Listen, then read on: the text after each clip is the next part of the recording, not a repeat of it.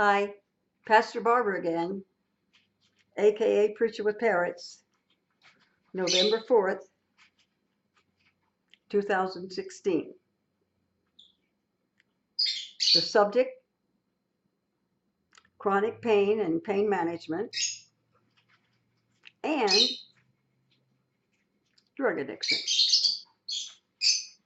People will tell you it's the same thing. I beg your pardon. You're looking at somebody that knows what she's talking about. It is not the same thing.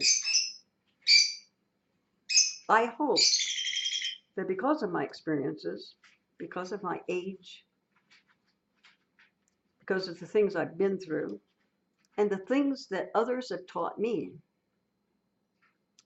before this series is over with, I can share information that will help you. This is tape number 2. I was teaching in public school for a few years, precisely 10 or 11, and had a few automobile accidents, falls, hits in the head with something, and a number of things. From them resulted the need for 2 surgeries, a fusion of some of the discs in the neck and a laminectomy in the lower back. First surgery went great. Wonderful doctor. He's a neurosurgeon. I didn't know at the time, and for a smart old lady, sometimes I can be pretty stupid about some things. I didn't know that a neurosurgeon could also do a laminectomy. I thought that was territory that belonged only to an ortho. But it was botched. Everybody in the hospital except me seemed to know it. The orderlies, if they had to take me to x-ray or take me to the lab or something, they never brought a wheelchair. Because if you have had a rip in your spinal column, fluid leaks out. And for those of you that have ever had a surgery where this was used to put people to sleep,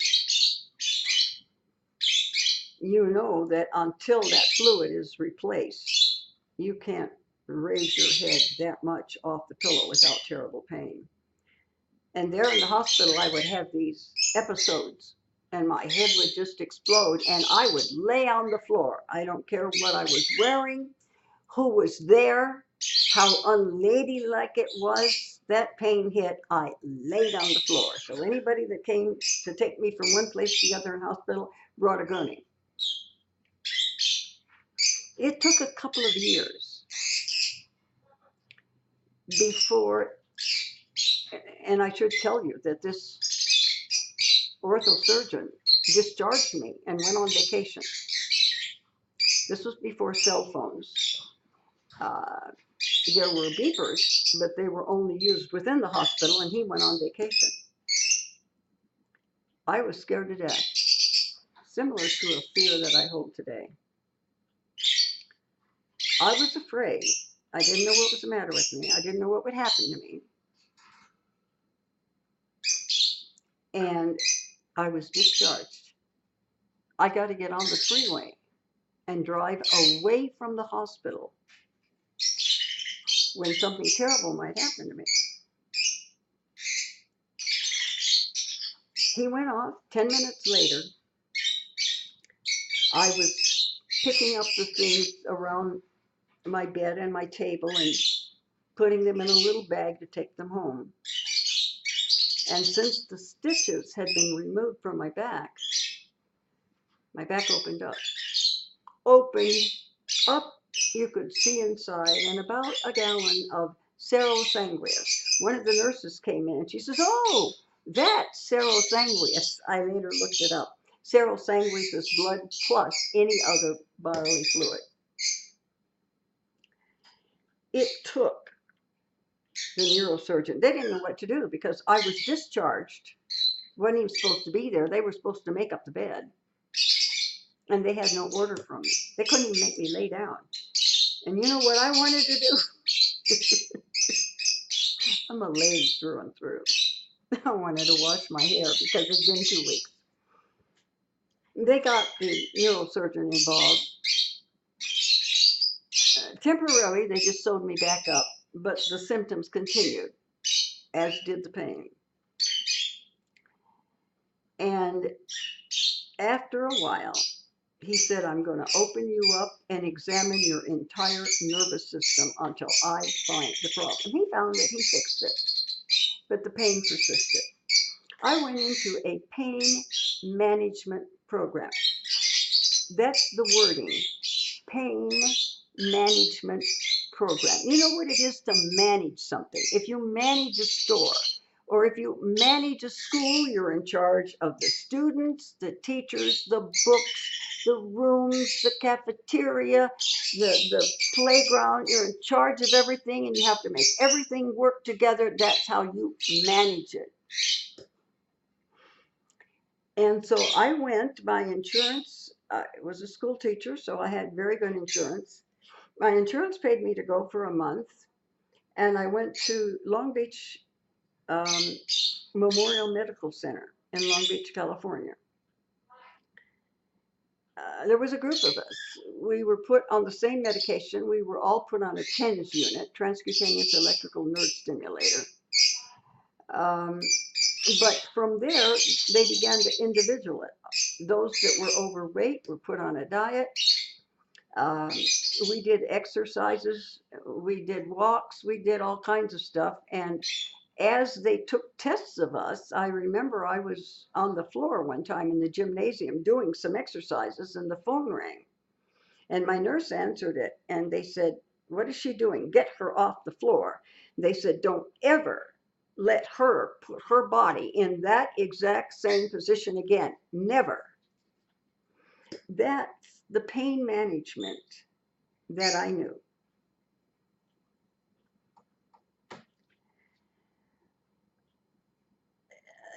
I got a little better, went back to the college and taught a couple years, became a legal interpreter / translators in the court system, was working only with adults, and I felt more comfortable than working with children where I might not feel well or something and not know how to explain it to them. Things went very well. I moved up here on the mountain 18 years ago. So I moved away from my pain management center, people that I connected with. And my primary doctor was new. It was his first year doctoring. But he also had a doctorate in pharmacology. And he understood different medicines that were used in pain management. They're called, they're on a particular list. And what it means is they've been approved for one thing.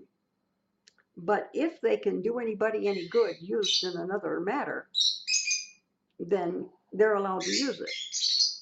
So we did a couple of things, no big deals, and I did fine.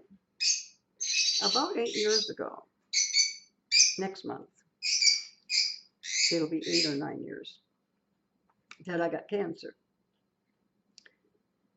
A lot of pain involved with that. Apparently, it had been growing in me for about 10 years. When I came out of the cancer surgery, and by the way, it lasted hours. The doctor was so tired afterwards. People who had come there to be with me when I woke up were sent home at midnight.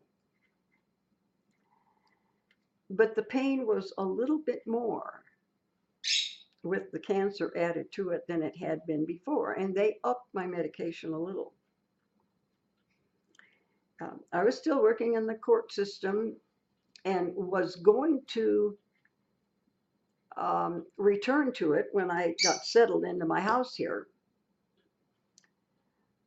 But some things happened and I never got back to it. And my pain medication was increased, and that was 8 or 9 years ago.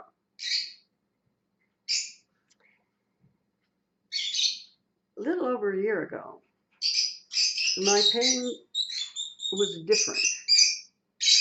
Now, those of you that don't know me, most of you do know me, and you know that I, until recently, preached 4 different services, three and 4 different services a week, 2 hours each. I run prayer and praise. I do a number of things. I don't lay home and think about my pain. I'm very active. Since then, I've gotten a number of other medical problems. After all, I'm 85. And with them come problems. And I got to wondering, that pain management helped me so much. And it had been 18 plus years. And I got to thinking, I wonder if they got anything new that I don't know about that might help. So I inquired. And at that time, I was changing primary doctors, and I had asked if I could be referred, thinking I was going to be referred to something like that wonderful place where we worked in the gym, we worked on our diet, we exercised, we studied, we used psychology, we learned many tools to cure the pain. No. To help, to make it possible to live life again? Yes. And in my stupidity and lack of knowledge, got myself into something. I'm watching the clock because I have a program in a few minutes. And I began to notice this was not the pain management center that I knew. Nobody said it in English. But with their comments, with their actions, in other ways, they said this. And you'll find it all over the internet if you look. I didn't start looking till 2 weeks ago. But if you look, you'll find it all over the internet. Apparently this happened 10 years or so ago. If you have chronic pain and you take medicine for it, you're probably going to get addicted to that medicine. Therefore, you're an addict. So now go to the back of the bus and sit down and act like the second-class citizen you are. Nobody said that in English. But in almost everything that was said and done. I was given a medication I'd never heard of before.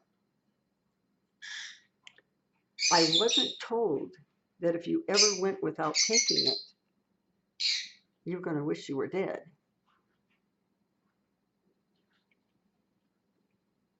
Another medical professional that learned I was taking it told me that. So it put the fear of God in me. The doctor that prescribed that medication, and I'm choosing my words here carefully and cautiously, did and said something unprofessional and inappropriate and no longer works there. I don't know, things must have happened with other people because I had made the determination I would tell the person who owned the outfit. And it was at the time I told them that I learned that the doctor no longer worked there. When I needed medicine, I couldn't get it. I live on a mountain. We had a fire. I knew I'd been taken off the mountain twice for fires. So I asked, could you get my medicine in the pharmacy so that if I have to evacuate, I'll have it with me? Yeah, it didn't happen. I finally had to have it sent to a place where I went for the duration of the fire. The following month, when it was time to send my medication to my pharmacy, guess what happened? Anybody got it? Yeah. They sent it back over 80 miles away where I evacuated after the fire. This went on and on and on. Last week, knowing that it was Thanksgiving, when you went to school, did they teach you this? 30 days has September, April, June, and November. All the rest have 31 except February, which sometimes has 20. Did you learn that? Nobody that works at this place did. So on Monday, I called. I got funny busy signals. So I called again, and I also sent an email. And I said, this is not the same date on another month, because we've got a month with 31 days. And the medication comes out for an exact day. Now, I said, I really need to have you fill this before. And I gave them several days. Now, I couldn't do it on Wednesday because I had a PET scan in the morning and I had 3 tests for 3 different procedures that morning and a PET scan in the afternoon. I barely got home, guys. Remember last Wednesday? I barely got home in time to do my Bible study. And couldn't get a hold of them. No medicine. I remembered what that medical professional told me. If it comes time to take that medication and you don't take it, you're going to wish you were dead. I'm going to leave you with this story because that takes us back to just a few days ago. I'm going to do my program now, and then I'll make another video, and I'll tell you what's happening now. I'll tell you some other things that I have found in my research. Now, it's only been a couple of weeks, and I'm a very thorough researcher. So it'll be a couple of days before I give you more information. But there's information there to be had. And by the way, my goal for making this video is still the same. God doesn't bless me because I can figure out who's at fault. I believe God blessed me and got me through those days and that week because I forgave those who did what they did. My goal is still the same. I'm giving you the facts because I want you to know that where I'm coming from and that I know whereof I speak. But I will give you the rest of the story. I'm not out to get anybody. I would like to be comfortable. And I would like to share any information with you that would bless you. If you're an addict, have one in your family. If you happen to know somebody who has a pain problem, we'll talk again soon. By the way, if you hit subscribe, I don't know if you get an email or what. You do on my network, but I'm not sure on YouTube. If you click on subscribe, you get an email or what, but you get notified every time I make a video. So do that if you're interested, okay? God bless you. I'll see you again real soon.